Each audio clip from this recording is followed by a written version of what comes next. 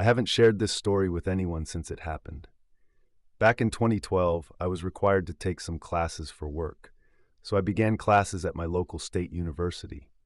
As I was preparing for these classes, I was able to find everything that I needed, except for a laptop.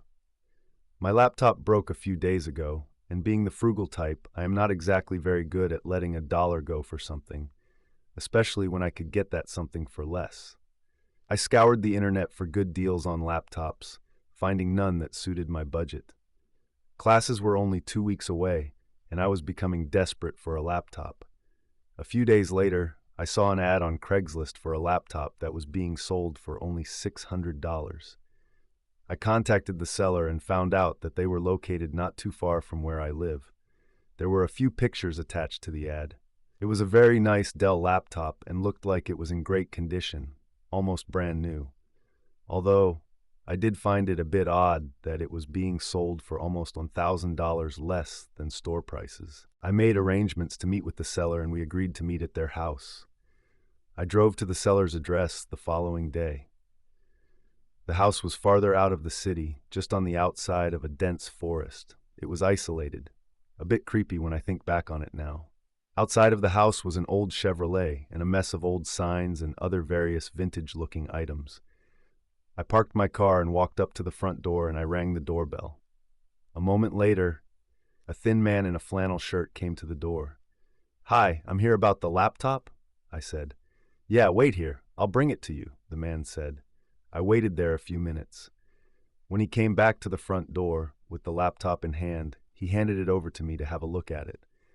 While I inspected the laptop for proof of good condition, he said, "Listen, I really want to sell this laptop. I have no use for it anymore. I've barely used it, so it's pretty much new.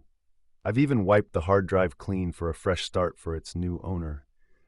How about $400 for it?" I couldn't believe my luck. I was willing to pay the $600 as advertised, but a further $200 discount. Now that's a deal, I thought to myself. "Deal," I said. I pulled out the $400 from my back pocket and handed it over to the man. "Thanks," he said, and looked almost relieved to be rid of it. I then went to my car and drove home with a new laptop. Excited about the laptop, I powered it up as soon as I got home. My girlfriend gave me an odd look. "Geez, you seem excited," she said, giving me a humorous smile. "Yeah, got a deal of a lifetime, babe. The seller dropped the price to $400 when I got there," I excitedly told her. $400, huh?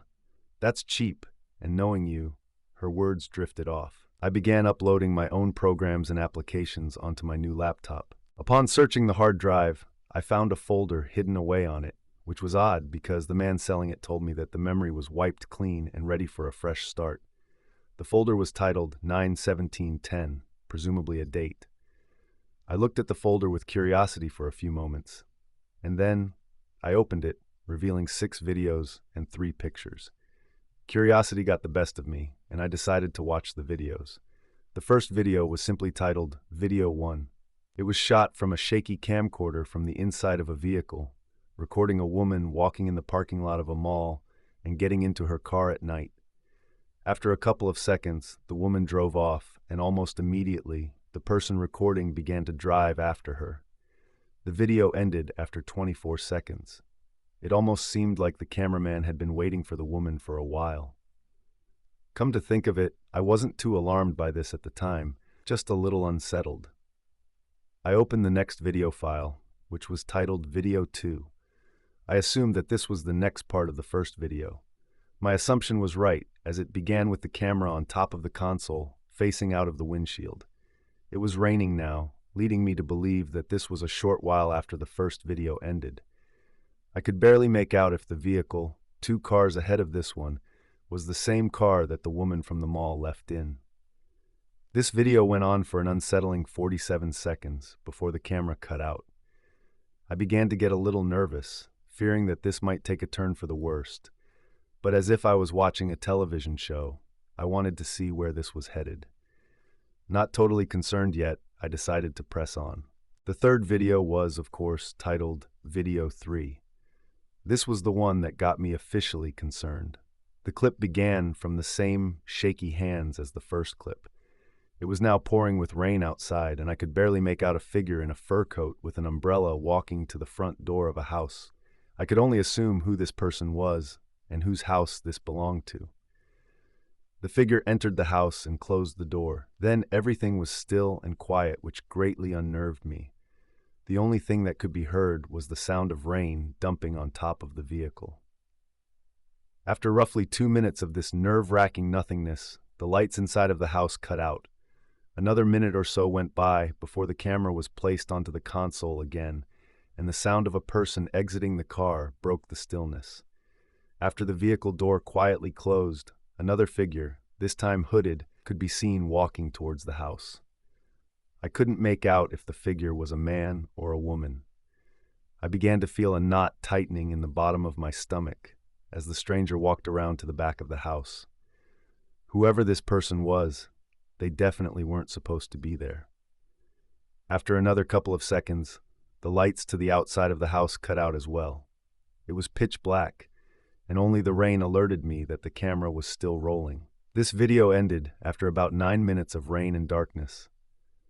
I was now pretty sure that this was not an innocent little project or anything of that nature, and I began to feel stupid for not checking this laptop seller's credibility. Was this person stalking the woman, the same person that I met with earlier? Throughout the whole experience, I had a dormant thought in the back of my head to call the police, but I wasn't ready just yet. I called my girlfriend over to where I was sitting with the laptop. "Babe, I found a folder on this laptop that wasn't supposed to be there. The seller told me that they wiped the memory clean," I told her. "I guess they didn't," she said. But then she saw the look on my face. "What's wrong?" she asked. There's these videos in this folder. It's a recording of a woman," I told my girlfriend. "Huh?" she said, looking confused. "Take a look for yourself." I told her and played the first 3 videos for her. After the 3rd video, she had the same unsettled look and feeling like I had, and we looked at each other. She broke the silence between us by saying, "You don't think it's the same person you bought the laptop from?" "I don't know," I said. Reluctantly now, we then began the 4th video, titled Video 4. It was dark again, but the rain had stopped, and we were left with only silence. Not long after the video began, I could make out the sound of footsteps on gravel, getting louder as someone approached the vehicle. The vehicle door opened, and the dome light was turned on, and I could tell that the camera was now on the floor of the vehicle, pointing up towards the roof. I heard some fumbling in the background, and suddenly a thump sounded. An arm abruptly obstructed the camera's view, and a large tarp could be seen being pulled out from the vehicle. I had only one scenario running through my head, and I hoped that it wasn't true. The person picked up the camera, put it back onto the console, and began to back up. They drove for a good 3 minutes before parking in a branched-off road and exiting the vehicle to work on the load they were carrying. 6 minutes after, the vehicle was driven again to a different location, and the camera was picked up and carried away from the vehicle underhanded. I could see now that it was the same shit bucket truck that was in front of the seller's house. "Hey, that's the same truck I saw when I went to the seller's house today," I told her. "You have to call the cops," she said. I was about ready to call the cops on this creep when the camera turned towards the house. It was a completely different house than the one I visited. I was a little relieved by this, though it didn't prove anything. "That's not the same house I visited earlier," I told my girlfriend. "Or they lived in another house at the time," she retorted. As the 4th video came to an end, I was wondering whether or not I was prepared to see what came next. I could only hope that this was a prank, or at least had a happy ending. I then clicked on Video 5, which began inside the house. It was extremely dark, and the only thing I could make out was a figure that would occasionally walk in front of the camera. It was also quiet for the first few moments, minus the occasional barking of a dog outside.